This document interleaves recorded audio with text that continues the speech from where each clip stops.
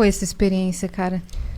Foi uma experiência que até hoje não tem explicação, na verdade, né? Assim, uma explicação que eu possa dizer não saiu até hoje o laudo do que aconteceu comigo, porque ninguém descobriu qual bactéria, vírus que entrou no meu organismo para acontecer isso. Eu tava num momento que eu não ligava muito pra minha alimentação, pro meu sono, não ligava pro meu corpo, não ligava... Só ligava pra... Eu preciso chegar lá, eu preciso fazer algo, eu preciso chegar lá, que eu digo assim, eu preciso ter uma estabilidade financeira, uma vida que, né, eu consiga viver bem. E eu acabava esquecendo de mim. E aí, quando eu me vi com a garganta inflamada lá, tomando medicação que eu sempre tomava, e aí nesse dia eu falei, eu não tô melhorando, eu tô piorando. Eu tava sem plano de saúde na época e no mesmo dia, minha mãe, ela já tava já há muito tempo, desde que eu me mudei pra São Paulo na época, ela já tava, sei lá, uns 5, 6 meses falando assim, minha filha, faz uma carteirinha do SUS pra você, porque você tá sem plano de saúde agora, é importante que você pelo menos tenha a carteirinha do SUS pra caso aconteça alguma coisa. Eu falei, não vai acontecer nada, mãe, minha saúde é de ferro. Aí nesse dia que eu tava na rua fraca, assim, indo pra casa, eu olhei pro posto de saúde e falei, eu vou fazer a carteirinha do SUS. Eu ouvi minha mãe, sabe? Quando você ouve aquela voz assim, faz, filha. Aí eu entrei lá no posto, tava assim, eu tenho foto aqui, tipo assim, eu tava pálida, boca pálida, assim, parecia que eu ia cair no chão dura. E aí eu fiz a carteirinha e pedi pra ver se eu conseguia já agendar uma consulta, né, com o médico. Era dia, sei lá, 5 de outubro, 4 de outubro.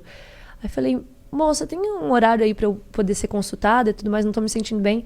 Aí ela olhou na agenda, ela falou assim, olha, tem pro dia 10 de dezembro. Eu falei, até lá já...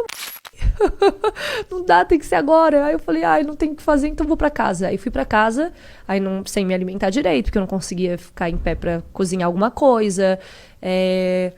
Passando mal. Aí deitei, acordei com a cama toda molhada, suando em febre, assim, passando mal, era... Tudo que era de pior. Você não sabia o que tava acontecendo. Eu falei, eu acho que eu tô com virose, porque eu fui pesquisar e eu vi que tava rolando H1N1 na época, 2016. E aí eu falei assim, nossa, eu tô com H1N1, eu tô com virose, alguma coisa assim. E aí eu pedi, na época, um negócio pra eu comer lá, e eu comi e deitei de novo. Só que eu comecei a sentir muita dor no meu ombro, muita dor na minha costela e falta de ar. Aí eu falei, pronto, tem alguma coisa muito errada, porque eu nunca senti falta de ar na minha vida. Você sozinha? Sozinha. Aí peguei um táxi, 2 da manhã, de pijama mesmo, o pijama que eu tava. Só botei um casacão, fui até o hospital mais próximo que tinha lá na minha casa, e que tava aberto. E aí cheguei lá com a carteirinha do SUS, graças a Deus, né? Graças a minha mãe também, que ficou pedindo. E aí pedi pra abrir a ficha lá, só que eu fiquei, tipo assim, das 2 da manhã até as 5:30 da manhã pra ser atendida. E aí eu tava muito mal, mas muito mal. Sabe quando você quer, tipo, se dobrar inteira, assim, de dor, de mal-estar? Mas aí eu olhava pro lado e eu via que tinha muita gente muito pior que eu. Tinha, sei lá, gente com o olho... gente com, sei lá, braço... Na hora que eu fui atendida, pediram pra fazer raio-x, a chapa do pulmão, as coisas. E aí eu ficava me rastejando pra ir até o negócio lá. Eles falavam assim, você tem que ir até o fim do corredor e aí lá depois você pega a esquerda na primeira sala. Esse corredor parecia que não tinha fim. Ele tinha uns bancos, assim... a cada 3 metros, e aí eu ia andando e eu parava e deitava no banco, porque eu não tinha forças. Aí eu levantava, aí andava mais uns passinhos, aí minha pressão começava a cair, eu deitava no outro banco. E assim eu demorei, sei lá, uma meia hora pra conseguir chegar na sala pra fazer o exame. Aí depois de lá, eles viram que eu tava muito mal, pegaram uma cadeira de roda, me levaram até a medicação pra eu tomar soro, né, que podia estar desidratada, por isso que eu tava mal. Só que eles começaram a furar procurando minha artéria e não acharam. E aí eu falei, eu vou desmaiar. Eu sempre conheci muito bem meu corpo, né? Aí eu falei pra eles, eu vou desmaiar. Só que eu já tava sentada. Aí eles, não, tá tudo bem. Eu falei, não, eu vou desmaiar. Aí a visão vai ficando turva, né? E daí sabe aquele apagão? Sim. Só que aconteceu uma coisa muito diferente dessa vez. Eu já tinha desmaiado algumas vezes na minha vida.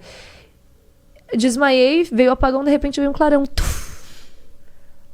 E aí um monte de vozes, um monte de coisa na minha cabeça, um filme passando, muita coisa passando, imagens passando. Eu falei...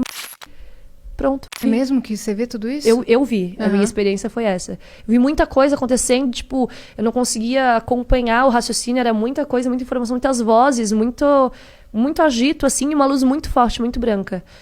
E aí depois, quando parecia que tinha sido muito rápido isso, né? Porque foi acontecendo muita coisa assim. Aí, de repente, a minha vista começou a ficar mais escura, assim, foi apagando aquele clarão. As vozes foram diminuindo, se afastando. E aí, de repente, eu comecei a ouvir outros barulhos, outras vozes, mas era um plano mais próximo, assim, era uma coisa diferente. O que eu tava escutando antes era uma coisa muito longe, assim, mas muito, muito barulhenta. Aí foi reduzindo tudo, a imagem também foi ficando escura. E aí, quando eu abri o olho assim, eu tava na sala já de emergência, já tinham se passado alguns minutos, eu tinha sido reanimada com noradrenalina. Colocaram na minha jugular um catéter desse tamanho, assim, eu tenho foto, depois eu mostro pra você. Eu não sei, eu fui reanimada com noradrenalina, eu acho que eu... E pelo menos a sensação que eu tive é que em algum momento eu não tava ali. Que eu acho que mais uns 2 meses ainda, 2, 3 meses tomando medicação diariamente, assim, tipo, sei lá, uns 30 comprimidos por dia pra poder inibir a bactéria e deixar tudo estável. Mas foi bem tenso, assim, sabe? A única forma que eu voltei pra lá depois foi pra tentar ajudar de alguma forma, ou retribuir o carinho que eles tiveram por mim e foram super generosos, assim. Eu passei na pele... eu sou 100% defensora do SUS, assim, porque eu passei na pele o quanto eles precisam de, por exemplo, insumos, de coisas de... Às vezes eu tinha que esperar para tomar banho porque não tinha shampoo para mim, não tinha coisas básicas que eram para ser básicas, mas, né? Então, eu sempre me dediquei muito a isso para, de alguma forma, conseguir ajudá-los depois, sabe? Que hospital que foi? Hospital São Paulo. No Hospital São Paulo. Maravilhoso.